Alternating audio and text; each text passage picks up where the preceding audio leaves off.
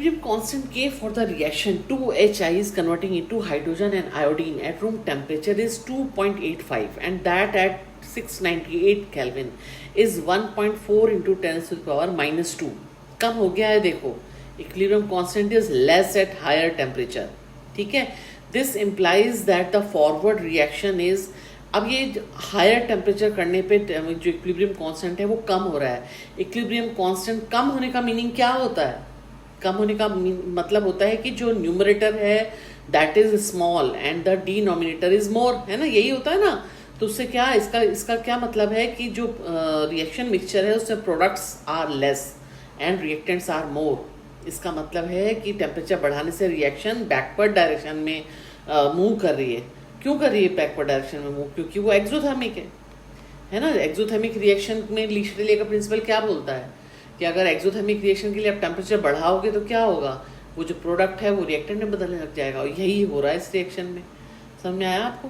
तो ये reaction exothermic है, इसीलिए जो इक्विलिब्रियम कांस्टेंट है ना टेम्परेचर बढ़ाने से कम हो गया है. ओके, रिएक्शन जो है बैकवर्ड डायरेक्शन में चलने लग गई है. When pressure is applied to the equilibrium system of ice into water, which of the following phenomena will happen? क्या लगता है आपको? एक सिस्टम है जो इक्विलिब्रियम में है आइस और वाटर का, उसमें आप प्रेशर लगा रहे हो तो क्या होगा? More water will be form, ज़्यादा आइस जो है वो मेल्ट हो जाएगी.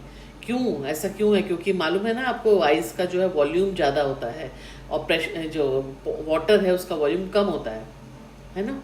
तो उससे क्या होता है? डेंसिटी कम होती है ना, आइस की वॉल्यूम बढ़ जाता है. आपने किया भी होगा प्रैक्टिकल घर में. आइस क्यूब्स जो है वो बड़े हो जाते हैं साइज में. जितना पानी डालते हो ना आइस ट्रे में उससे बड़े होते हैं आइस क्यूब्स. आइस जो है वो वॉल्यूम में बढ़ जाती है. उससे क्या होगा? प्रेशर बढ़ाने से क्या होगा? प्रेशर बढ़ाने से सिस्टम उस तरफ मूव करता है जहाँ पे उसकी गिब्स एनर्जी कम होती है. तो गिब्स एनर्जी कम किस लिए होती है? जहाँ पे वॉल्यूम जो है वो कम होता है, वहाँ पे गिब्स एनर्जी नेगेटिव होती है. तो सिस्टम जो है इस तरफ बढ़ेगा कि वो पानी ज़्यादा बन जाए ताकि उसका वॉल्यूम जो है वो कम हो जाए. प्रेशर बढ़ाने से सिस्टम उस फेज की तरफ बढ़ेगा जिसका वॉल्यूम कम है. क्यों? रीज़न क्या है? फ्री एनर्जी कम होती है इस सिस्टम की जिसका वॉल्यूम कम है. करेक्ट. तो this is the reason. Ice melt हो जाती है प्रेशर से.